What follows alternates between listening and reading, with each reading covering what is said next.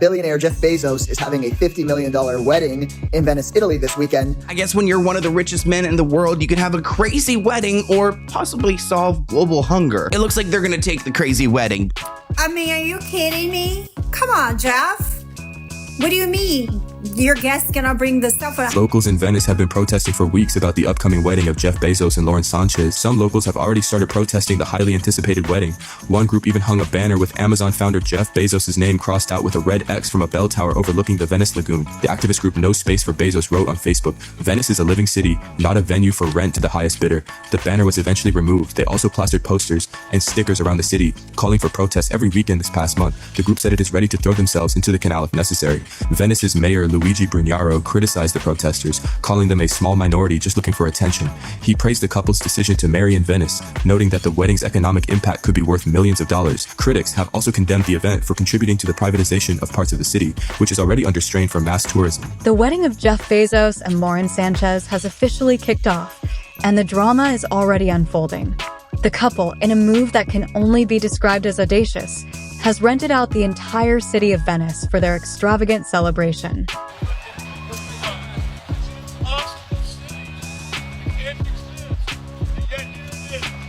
But instead of a fairy tale, they're met with a harsh reality, a wave of protests from locals who are less than thrilled about the billionaire's $50 million nuptials. As celebrities like Kim Kardashian, Oprah, and Kris Jenner arrive, they're greeted not with cheers, but with chants from protesters demanding justice and accountability. The scene is set for what's being dubbed the royal wedding of the US.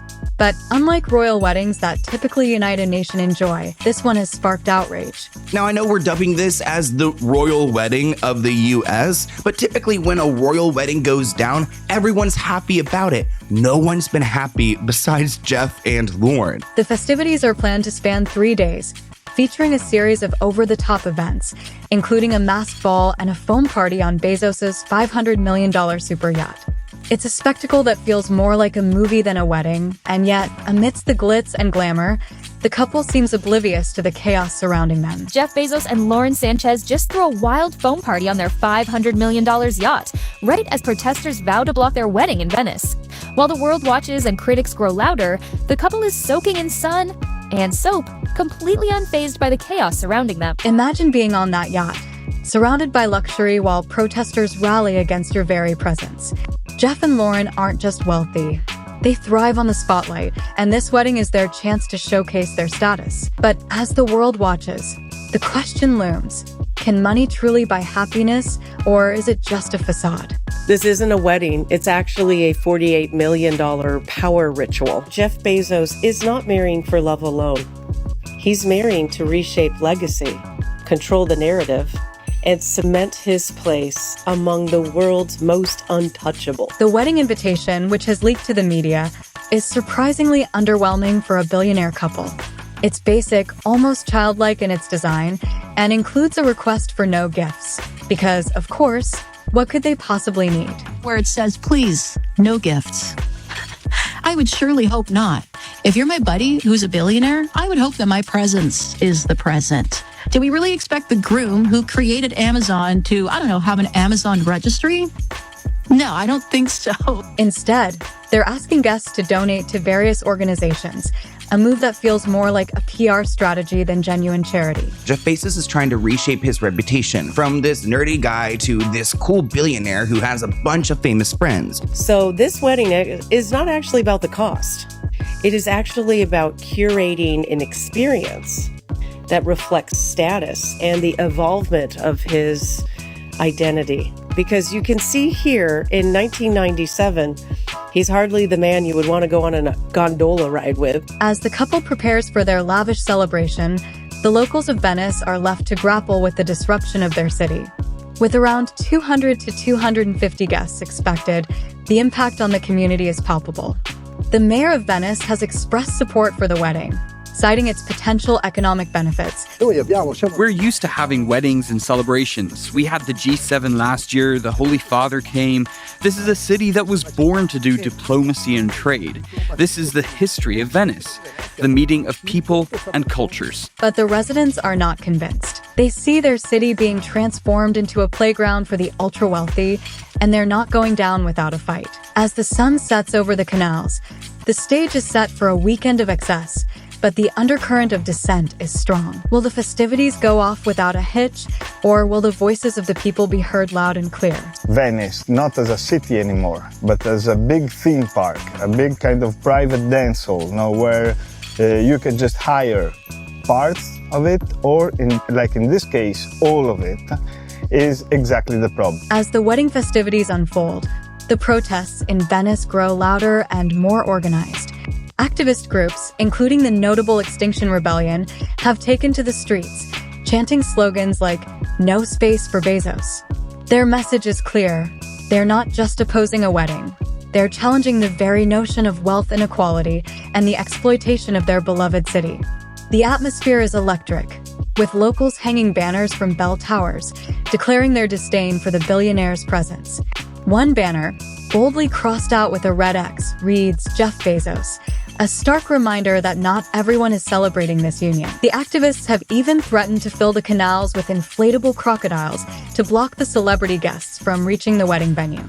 It's a creative protest, but it also highlights the desperation of the locals who feel their city is being turned into a theme park for the rich. Meanwhile, the celebrity guests, including the Kardashian clan and other A-listers, arrive in droves, seemingly unfazed by the chaos outside. They're here to enjoy the lavish parties, but the stark contrast between their glamorous experience and the local struggles is impossible to ignore. As they step off their water taxis, one can't help but wonder if they're aware of the protests happening just a stone's throw away.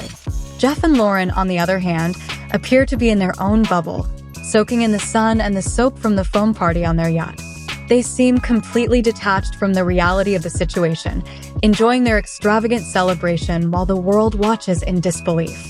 The couple's indifference to the protests only fuels the fire, as locals express their frustration over the disruption caused by the wedding.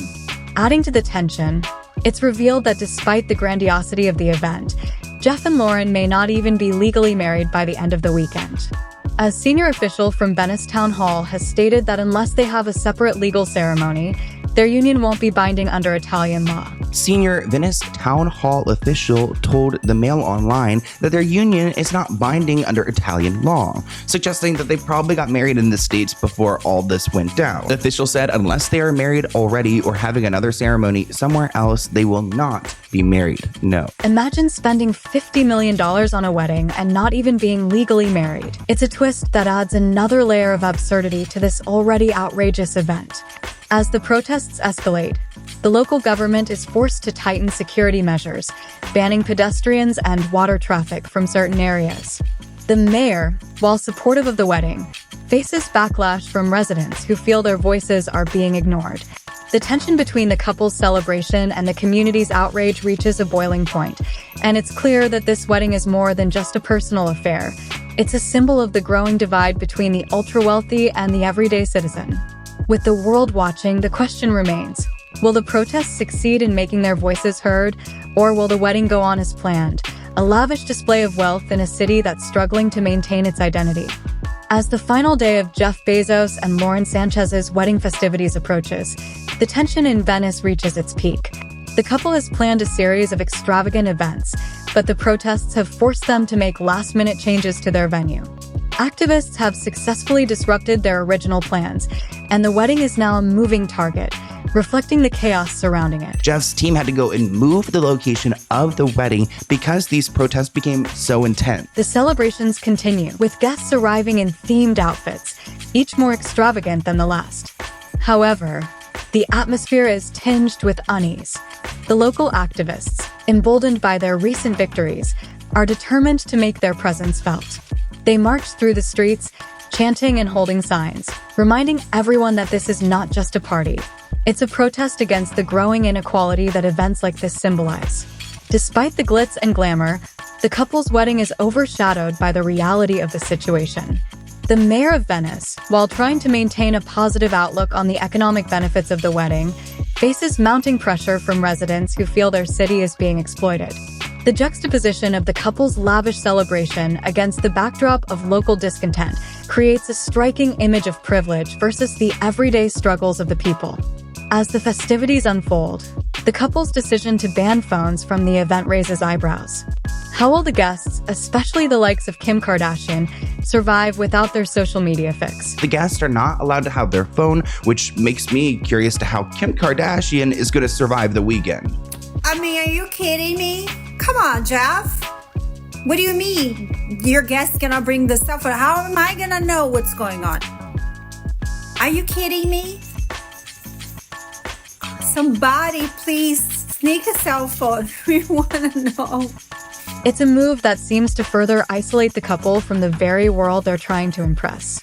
The lack of transparency only fuels speculation and curiosity about what's happening behind the scenes. In a surprising twist, the protests gain international attention, with news outlets covering the story of the wedding and the local backlash. The activists' message resonates beyond Venice, sparking conversations about wealth, privilege, and the impact of billionaires on society. The wedding, once seen as a mere spectacle, has transformed into a platform for a larger discussion about social justice and economic disparity. As the sun sets over the canals, the couple finally ties the knot in a ceremony that, while extravagant, lacks the legal binding that many would expect. It's a symbolic union, one that reflects not just their love, but also their desire to reshape their public image. Jeff Bezos, once the nerdy founder of Amazon, is now attempting to craft a narrative of a cool billionaire surrounded by fame and fortune. In the end, the wedding serves as a stark reminder of the divide between the ultra-wealthy and the everyday citizen. While Jeff and Lauren celebrate their union, the people of Venice continue to fight for their voices to be heard. The protests may have disrupted the wedding, but they also sparked a conversation that cannot be ignored. As the festivities come to a close, viewers are left to ponder the implications of such wealth and the responsibilities that come with it.